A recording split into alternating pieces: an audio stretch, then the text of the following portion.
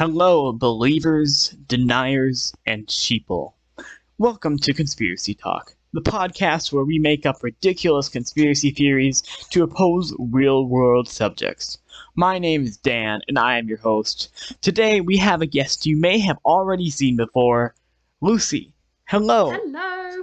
How are you doing today? I'm doing great, thank you. Cool. How are you? I'm pretty good. Are you ready for some conspiracy theories? I'm always ready for a conspiracy theory. Alright. Today, we will be talking about The Simpsons. As some of you may know, The Simpsons have predicted many notable events in the future, such as Disney merging with Fox. President Trump. Smartwatches. Three-eyed fish. And many more crazy things that we never could have predicted. So The Simpsons have this ability to predict the future, and that is what we will be talking about today. Lucy and I have each created our own theory as to why this is the case. But first, a little disclaimer. Here at Conspiracy Talk, we don't believe or endorse any of our conspiracy theories, nor do we support misinformation, disinformation, or malinformation. Anything you hear from this podcast is purely for fun and entertainment. With that being said, I think we should get right to it. So, The Simpsons and their ability to predict the future. It comes down to one person and one person alone. His name is Matt. Matt Groening, the creator and producer of The Simpsons. He alone, Matt Groening alone, decides the future.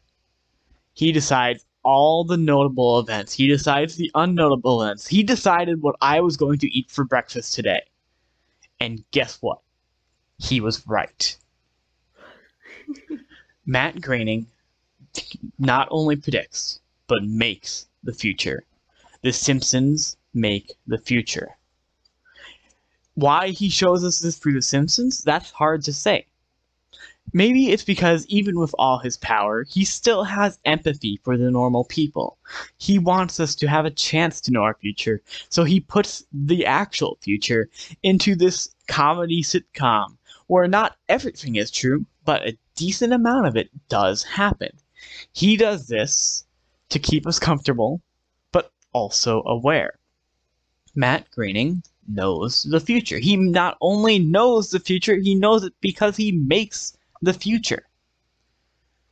With this, you can see this is why the Simpsons are so relatable and so typical of a family, besides the fact that they're literally yellow. You got Homer, the middle-aged man, who's just a father and a full 40-hour-a-week worker they're all middle-class family. You've got Marge, the housewife, and they have 3 kids. Bart the troublemaker, Lisa the smart one, and Maggie the baby. And they have pets. Just like a typical average family. So when he has them predicting the future, he's showing the future to the families of the world because he cares about family. And he wants to decide the future in a fair way to everyone, as fair as he can. But also, he kind of enjoys power, let's be honest. But he gets to decide the future, and his empathy is telling us what he's decided, so we're not taken aback and we're not caught off guard. So Matt Groening he's basically an all-knowing yet peaceful person, but he makes all the decisions, the good and bad. He decides the future. That's what I got. It's Matt Groening. What do you think about that? That's some witchcraft stuff going on there. Now, I have a real theory, which is actually plausible and correct, because obviously, I am a logical person. And my belief is that The Simpsons is able to predict the future because it's actually controlled by the government. And the government is just using the Simpsons to desensitize viewers to huge world events or small world events that will happen so that we as average citizens are not so shocked when they do really happen. Such as the faulty voting machines in an election involving Barack Obama. That is a pretty big scandal, right? But because the Simpsons predicted it, oh, this kind of stuff is to be expected. They can just brush it off. Trump becoming president? What a crazy thing that nobody ever could have expected. But of course, the government wrote it into the Simpsons when they planned to do it. And then when they put Trump in power, boom. Everyone was already expecting it because we'd seen it in the Simpsons. They gain our trust with feel-good moments such as the USA winning the curling, which they actually did. And that was also rigged, by the way. And of course, the smartphones, smartwatches, that sort of technology. They need to make it feel believable for people. Feel like it's just an ad basically, because Apple is also owned by the government.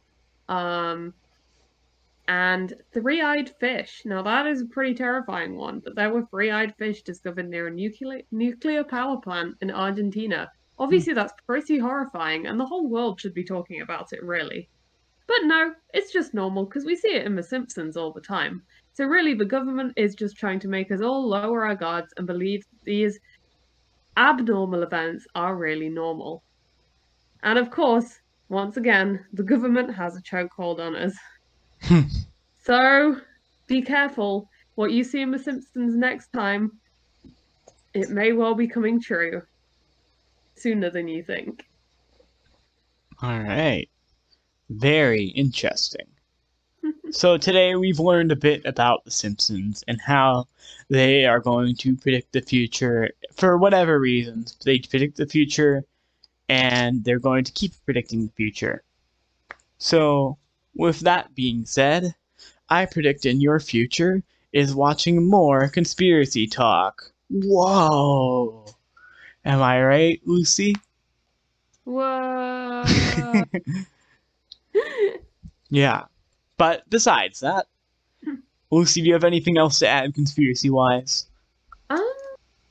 Probably just don't trust the Simpsons. They may seem non-threatening and friendly, but really, it's just the government. They're playing tricks on us. In my opinion, do trust The Simpsons. It's Matt Groening, and he is going to save us. Let's hear your opinion. Thank you for listening to Conspiracy Talk. Conspiracy Talk is owned and produced by Open Mic Podcasts. Open Mic Podcast produces a variety of fun and creative podcasts. If you like Conspiracy Talk and want to see more, follow us on Spotify and Instagram. If you like Conspiracy Talk and want to see what else Open Mic Podcast has to offer, subscribe to Open Mic Podcast on YouTube, where we keep all episodes of every different show. You can also follow Open Mic Podcast on Instagram for updates on all of our podcasts. Thanks for listening, and see you next time.